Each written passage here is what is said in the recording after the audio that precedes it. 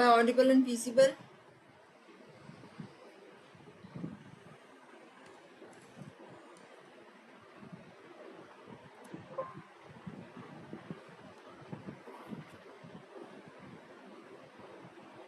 Am I audible and visible? Fine. Okay. Hello everyone, I'm myself Dr. Deepthi Kare. I'm the PhD Physiology and your faculty for Physiology. Today we'll discuss about peptic ulcer. Before starting my class, as I would like to inform you all that all my class notes are available in soft copy as well as hard copy. For soft copy, you can download the application Basilius and subscribe for the same. And for hard copy, you can get the hard copy from Flipkart as well as from Amazon. My book Physiology Notes, that is also available. Link for all that is given in the description box. One more announcement here is I have started my WhatsApp group, so you can join my WhatsApp group. Either you can directly message me or you can join through the link which is given in the description box. Okay, so here the number for the WhatsApp group for any query regarding physiology, regarding notes, regarding application, you can ask me on my number, that is 78638 22668. Okay, and I will try to answer and solve your query as soon as possible. Now, let us start with today's topic, that is peptic ulcer, one of the important topic may be asked clinically, and in clinics also you will come across the patients having peptic ulcer. So let us start with the definition. What is peptic ulcer? Ulcer, anywhere, ulcer means either breakdown or excavation or disruption, okay, of mucosal epithelium. Okay, if we are talking about peptic ulcer, here mucosal epithelium of pyloric part of the stomach or duodenum. When there is breakdown or excavation or disruption of the mucosa of pyloric part and initial part of the duodenum, that results in peptic ulcer. Okay, and that is mainly caused by digestive action of the gastric juices. Etiology and pathogenesis of peptic ulcer, that is because of two factors. Number one, gastroduodenal mucosa gets disturbed, and second factor, that is increased secretion of the gastric acid. Okay, let us start with one by one. We will discuss one by one. You can see here either mucosal barrier is disturbed or maybe increased amount of gastric secretion. So here, starting with the first one, disruption of gastroduodenal mucosal barrier. You can see here, this is the mucosal barrier. Now, this mucosal barrier, what is its role? It protects our gastric mucosa. Gastric mucosa is protected, and this prevents irritation of the mucosa and digestion of the mucosa by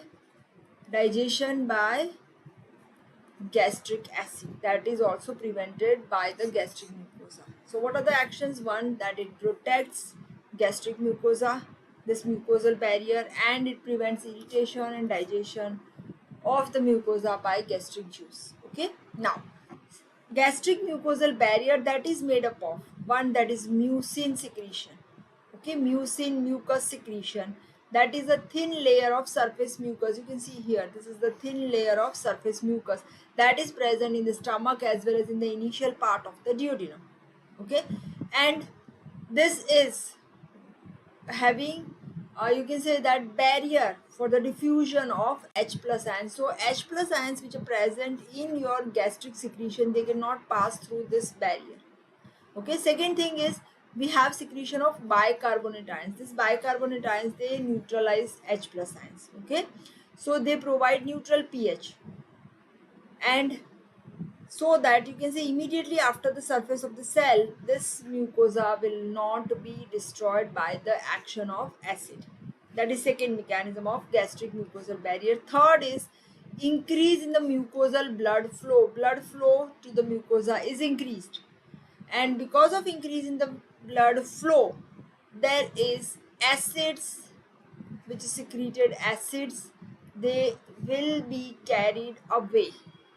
Okay, and due to high mucosal blood flow oxygen is available, bicarbonate ions are available, nutrients are also available, okay, and your acids are removed. Okay, so these are the mechanisms. Another mechanism that is protective is tight junctions. You can see epithelium has tight junction, intercellular tight junctions are there here. Okay, and turnover rate of this gastric mucosal cell is very high. Every 1 to 3 days, our gastric mucosal cells are excreted and new cells are formed. Okay. Another important factor that plays an important role in gastric mucosal barrier, that is prostaglandins. Prostaglandins also maintain gastric mucosal barrier. So which are the factors they are important for gastric mucosal barrier? One is mucus, second is bicarbonate, third is blood flow, fourth is epithelial barrier, tight junctions, and fifth is prostaglandin. Okay, now which are the factors they disrupt this mucosal barrier, and that causes irritability? Number one, that is Helicobacter pylori infection. Very important, bacterial infection by Helicobacter pylori. Most of the cases of peptic ulcer, about 75% cases, this Helicobacter pylori infection is present. Okay, what is the mechanism of action? Because this bacteria Helicobacter pylori, it releases digestive enzymes, so it liquefies the mucosa. Mucosal barrier is liquefied. Okay, and gastric secretion, now it can digest epithelial cell and it produces peptic ulcer. That is one mechanism. Second mechanism is bacteria also inhibit the secretion of somatostatin. And so what is the role of somatostatin? Somatostatin inhibit gastric acid secretion. But somatostatin itself is inhibited, so you can say that gastric secretion is increased. Third mechanism of action of your Helicobacter pylori infection, that is it inhibits the bicarbonate secretion from the stomach. So protective secretions are reduced and digestive secretions are increased. Okay. Other factors that disturb mucosal barrier and produce ulcer, that is if person is taking alcohol, ethanol and alcohol. Okay, that also destroys the barrier. Helicobacter pylori is one of the important one. Okay, family history of the peptic ulcer is also the factor. Okay, then vinegar, cigarette smoking, okay, as well as non-steroidal anti-inflammatory drugs like aspirin, brufen. If the person is taking in large amount, that inhibits this non-steroidal anti-inflammatory drugs. Here it is written either aspirin or brufen, okay, ibuprofen, if they are taken in large amount, that decreases prostaglandin synthesis and they stimulate mucus secretion. Those prostaglandin which increases mucus secretion, they are inhibited. Okay, so you can say that mucus secretion decreases and acid secretion increases, and therefore there is peptic ulcer. Now another cause, so one is disruption of mucosal barrier. Second cause, that is hypersecretion of gastric acid. Acid secretion increases. This produces ulcer in duodenum as well as in the stomach. Okay, hypersecretion. What are the causes for hypersecretion of gastric acid? One, that is parietal cells are increased. Number of parietal cells are increased. So more the parietal cell, more will be the acid secretion. That is one factor. Second factor is increased sensitivity for the sensory stimuli. Means the stimulus which stimulates the parietal cell, the sensitivity is increased. So if the stimulus is light, then also parietal cells, they secrete large amount of HCl. Third, increase basal acid secretory drive, and it does not match with the mucosal barrier. Means secretion of acid is normally that is balanced. Acid secretion is equal to mucus secretion. But here when this is increased, then mucus secretion, so you can say that this will not match, and this is more acid secretion, so that results in ulcer.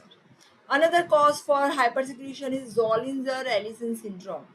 This is present in the patient having tumor which secretes gastrin secreting tumor, which is known as gastrinoma. This is present either in the stomach, duodenum, or it is present in the pancreas.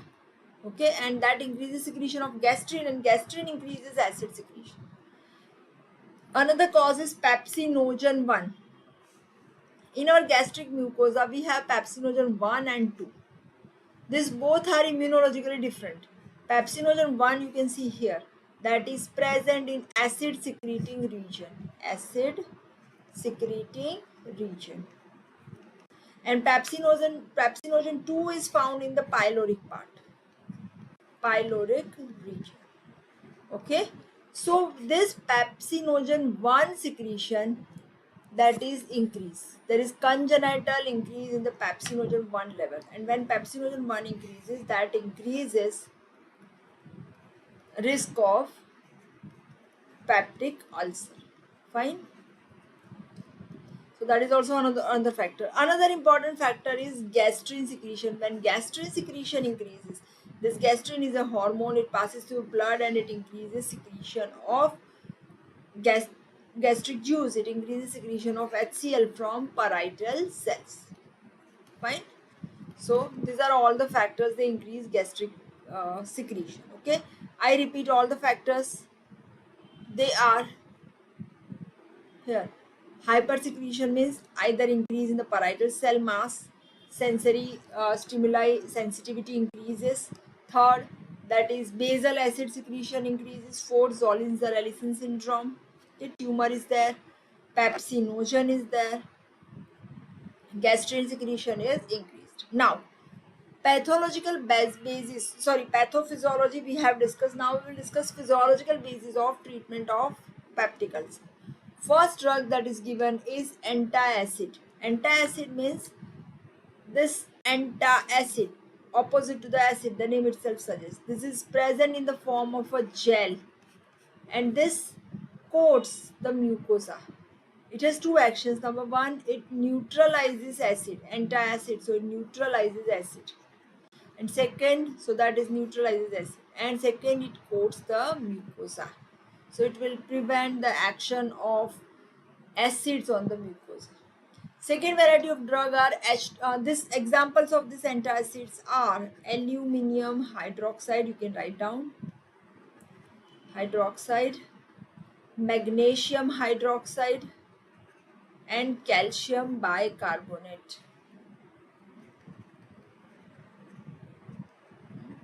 Then H2 receptor blocker. This H2 receptors are the receptors to which histamine binds, and when histamine binds, it causes conversion of ATP into cyclic AMP, and it increases potassium H plus ATPase. Okay, potassium pump, potassium hydrogen pump. Okay, but here this receptors, if they are blocked, then histamine cannot bind and there is no H plus secretion. And so these drugs are given histamine H2 receptor blocker. Name of the drugs are cimetidine and ranitidine. Okay, another drugs are muscarinic receptor blocker, acetylcholine, they have muscarinic receptor. Vagal nerve endings, they release acetylcholine, and acetylcholine increases again potassium H plus pump. So that is also inhibited, and the drugs are either atropine or pirenzepine. Pirenzepine. You can write down the spelling here. Then vagotomy, bilateral vagus nerve is removed. Why? Because you can see vagus nerve here.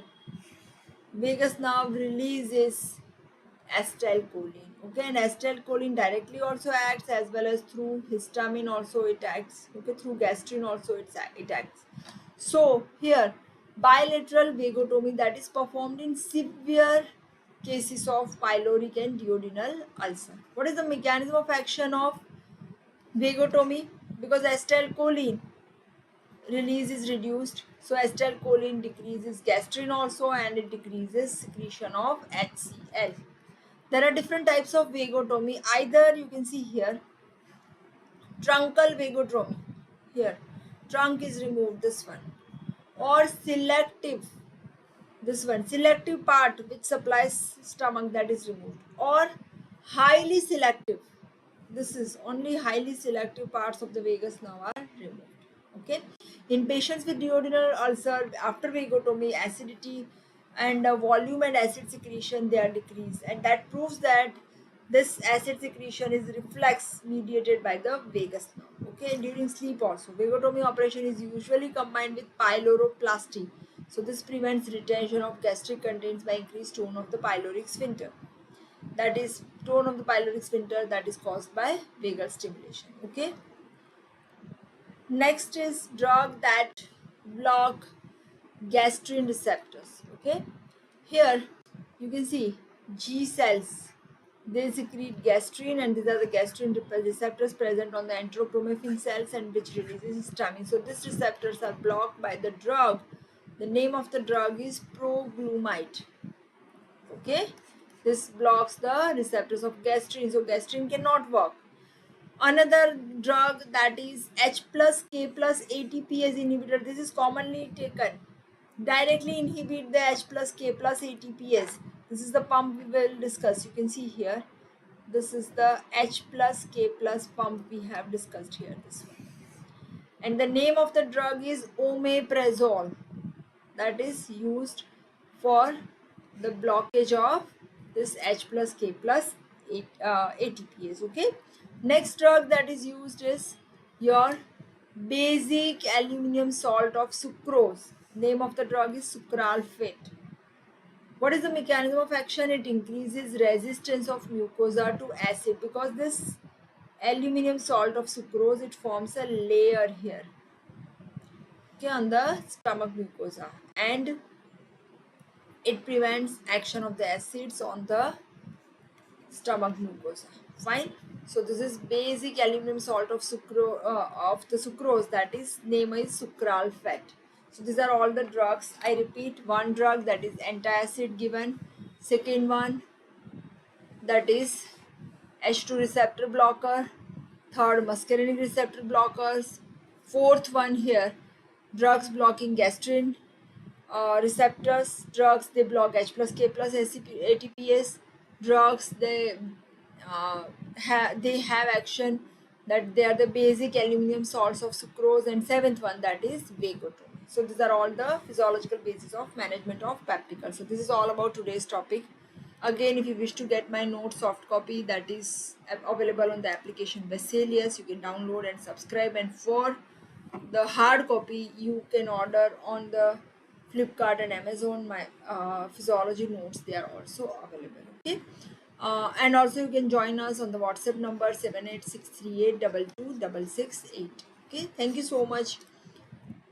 If you like my video, you can like it, you can share with all your friends, and you can subscribe my channel. Thank you so much.